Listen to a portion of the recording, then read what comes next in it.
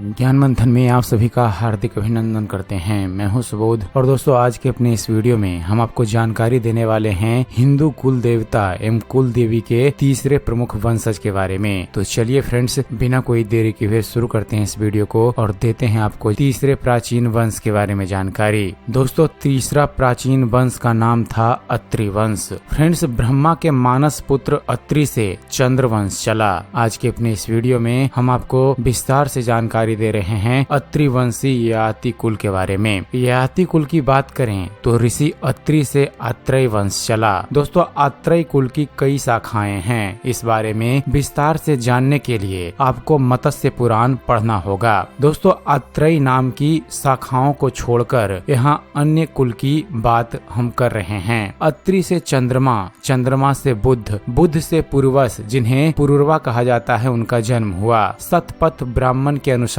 पुरुवस को एल भी कहा जाता है। पुरुवस अर्थात पुरुरवा का विवाह अप्सरा उर्वशी से हुआ, जिससे उनको आयु, वनायु, शतायु, दृढ़ आयु, घिमंत और अमावसु नामक पुत्र प्राप्त हुए। अमावसु एवं वसु विशेष थे। अमावसु ने कान्यकुब्ज नामक नगर की नींव डाली और वहाँ का वह राजा बना। दोस्तों आयु का विवाह स्वर भानु की पुत्री प्रभा से हुआ, जिनसे उनके 5 पुत्र हुए, जिनके नाम है नहुस, छत्रवृत, राजव, रजी और अनेना। प्रथम नहुस का विवाह विरजा से हुआ, जिससे अनेक पुत्र उनको प्राप्त हुए, जिनमें थे ययाति, संयाति, अयाति, अयाति और ध्रुव प्रमुख थे। इन पुत्रों में यति और ययाति उन्हें सबसे प्रिय थे। दोस्तों यति के बारे में हम फिर कभी अपने किसी और वीडियो में बताएंगे। अभी हम आपको अपने इस वीडियो में बता रहे हैं ययाति के बारे में। दोस्तों अमावसु से पृथक वंश चला, जिसमें से क्रमशः 15 प्रमुख लोग हुए।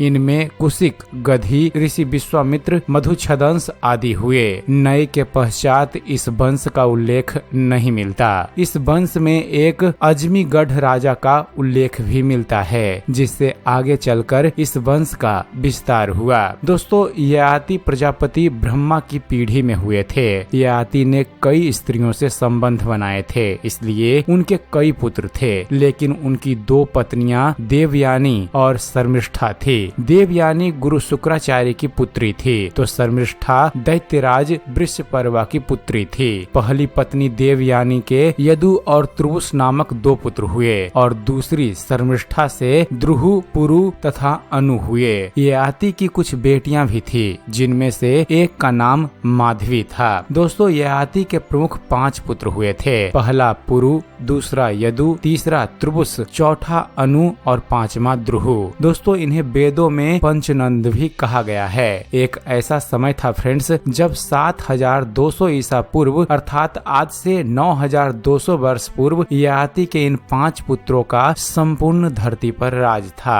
5 पुत्रों ने अपने अपने नाम से राजवंशों की स्थापना की थी। यदु से यादव, त्रुवुस से यवन, द्रुहु से भोज, अनु से मलेक्ष और पुरु से पौरव वंश की स्थापना हुई। ययाति ने दक्षिण पूर्व दिशा में त्रुवुस को, पश्चिम में द्रुहुम को, दक्षिण में यदु को और उत्तर में अनु को मांडलिक पद पर नियुक्त किया तथा पुरु को संपूर्ण भूमंडल के राज्य पर अभिषिक्त कर स्वयं वन को चले गए। ययाति के राज्य का क्षेत्र अफगानिस्तान के हिंदू कुश से लेकर असम तक और कश्मीर से लेकर कन्याकुमारी तक था। दोस्तों महाभारत के आदि पर्व 95 के अनुसार यदु और त्रुवुस मनु की 7वीं पीढ़ी में पैदा हुए थे। महाभारत आदि पर्व के 75, 15, 16 में यह भी लिखा गया है कि नाभा निर्दिष्ट मनु का पुत्र और इला का भाई था। नाभा निर्दिष्ट के पिता मनु ने उसे ऋग्वेद के 10म मंडल के सूक्त 61 और 62 का प्रचार करने के लिए कहा।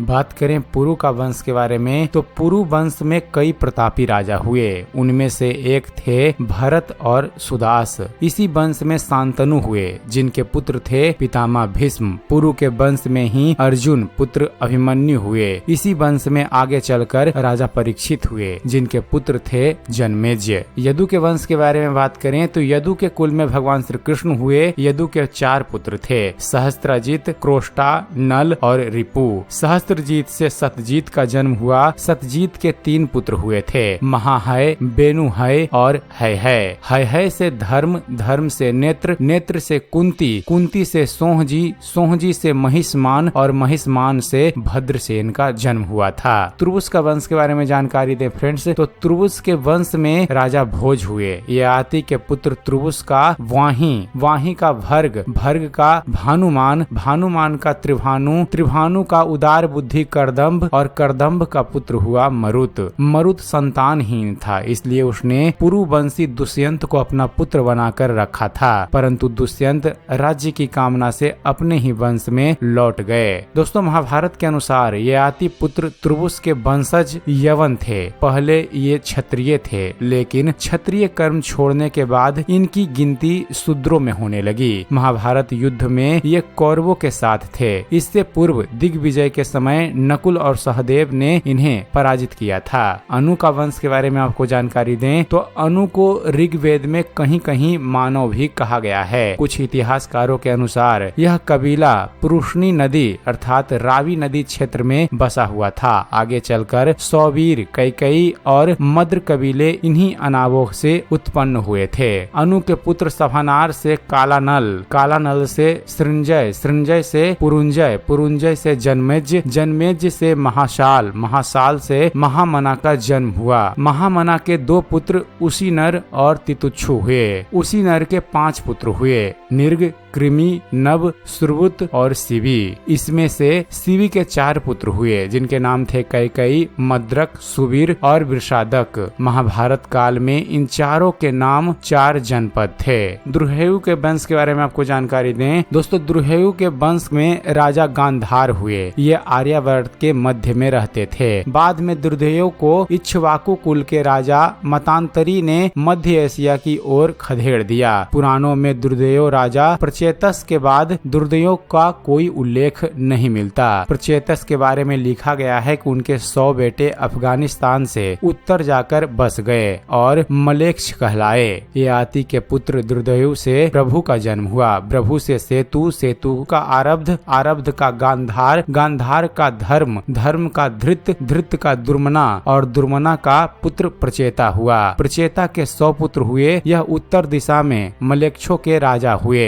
दोस्तों, यदु और तुर्वस को दास कहा जाता था। यदु और तुर्वस के विषय में ऐसा माना जाता है कि इंद्र उन्हें बाद में लाए थे। सरस्वती, दृष्टद्वती और आपिया नदी के किनारे भरत कबीले के लोग बसते थे। सबसे महत्वपूर्ण कबीला भरत का था। इसके शासक वर्ग का नाम तृतुसु था। संभवतः सृजन और क्रीबी कबीले भी उनके संबंध थे। तुर्वस और द्रुहेयु से ही यवन और मलेक्षों का वंश चला। इस तरह यह इतिहास सिद्ध है कि ब्रह्मा के एक पुत्र अत्रि के वंशजों ने ही यहूदी, यवनी और पारसी धर्म की स्थापना की थी। इन्हीं में से ईसाई और इस्लाम धर्म का जन्म हुआ। माना जाता है कि यहूदी के जो 12 कबीले थे उनका संबंध द्रुहेयु से ही था। हालांकि यह शोध का विषय है। तो दोस्तों, यह थी जानकारी तीसरे प्राचीन वंश के बारे में। उम्मीद करते हैं फ्रेंड्स आप सभी को हमारा यह वीडियो पसंद आया होगा। अगर वीडियो पसंद आया हो तो वीडियो को लाइक और शेयर करना न भूलिएगा। और दोस्तों, ऐसे ही ज्ञानवर्धक वीडियो देखते रहने के लिए आप हमारे इस चैनल ज्ञान मंथन को सब्सक्राइब जरूर कीजिएगा। आप हमारे इस चैनल को सब्सक्राइब कीजिए और देखते रहिए, जानते रहिए। धन्यवाद। जय हिंद।